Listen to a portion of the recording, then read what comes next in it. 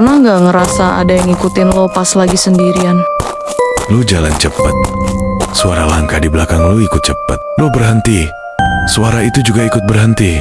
Aku di belakangmu. Kadang lo pikir itu cuma perasaan. Tapi gimana kalau itu beneran ada? Malam ini, kita bakal bawa lo ke dua tempat yang beda. Tapi, dengan teror yang sama. Sama gue Luka.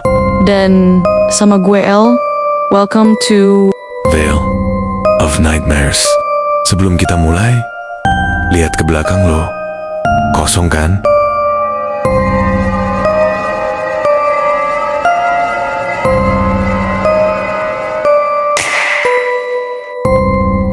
Kita meluncur ke cerita pertama. Panggil aja J. Gue belajar di Korea karena beasiswa.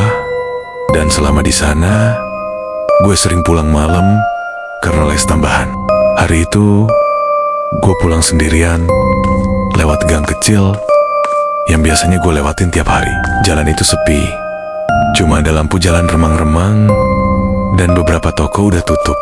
Tapi, pas gue lanjut jalan, tiba-tiba gue denger suara langkah kaki di belakang gue. Gue percepat langkah kaki, dan langkah itu ikutan cepat, kayak nyamain suara kaki gue. Gue berhenti jalan. Langkah itu ikut berhenti. Gue jalan lagi. Dan suara itu ikut lagi. Jantung gue langsung berdebar. Gue coba nengok ke belakang. Tapi gang itu kosong. Gak ada siapa-siapa. Gue mulai takut.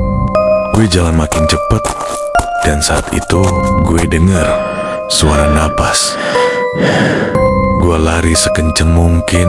Tapi pas gue berbelok di ujung gang, gue ngeliat dia, seorang cewek, berdiri di tengah jalan, pakai baju putih lusuh, rambut panjang, nutupin mukanya, muka rata, gak ada mata, gak ada hidung, gak ada mulut.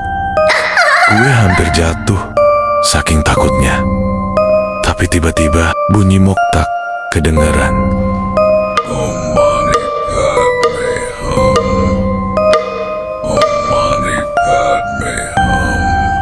Gue nengok, dan di ujung jalan ada biksu tua yang jalan sambil bawa moktak atau lonceng kayu yang biasa mereka pakai buat doa. Begitu suara moktak itu makin keras, hantu cewek itu tiba-tiba gak ada, kayak ditarik sesuatu. Gue langsung lari ke arah biksu itu.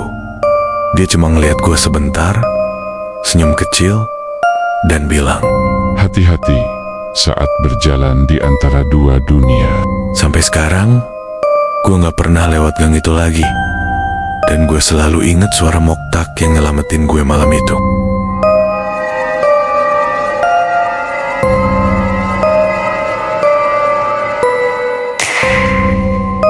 Berikutnya, cerita kiriman dari seseorang yang kita panggil aja F.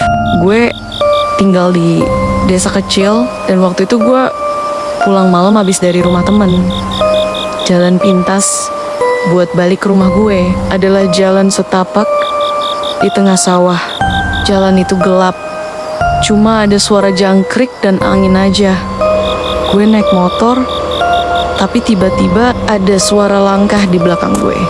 Gue pikir itu temen gue, jadi gue nengok, tapi gak ada siapa-siapa. Oke, gue mulai merinding, tapi tetap lanjut jalan. Sampai gue dengar suara ketawa pelan. Gue bener-bener merasakan ada yang ngikutin. Gue berusaha ilangin pikiran buruk gue. Gue percepat laju motor gue, dan suara itu makin deket. Pas gue nengok lagi, gue lihat sesuatu, sosok tinggi kurus, matanya merah, senyumnya lebar sampai ke pipi. Bajunya compang-camping. Gue langsung ngebut sekenceng mungkin. Tapi makin gue ngebut, makin deket suara itu, gue bisa ngerasa napasnya di tengkuk gue. Dan tiba-tiba semuanya gelap.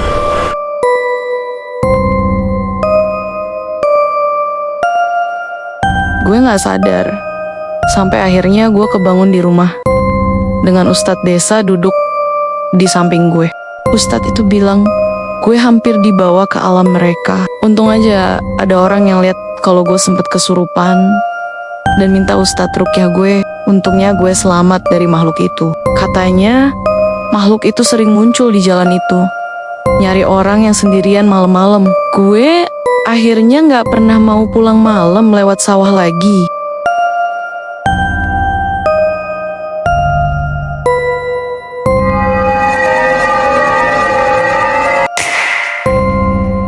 Kadang lo pikir gang kecil atau jalan setapak itu cuma tempat biasa. Sampai lo tahu, tempat itu punya penghuni lain. Aku masih di sini. Kalau lo punya kisah serem yang kayak gini, atau lo pernah ngalamin sendiri, kirim cerita lo ke email kita.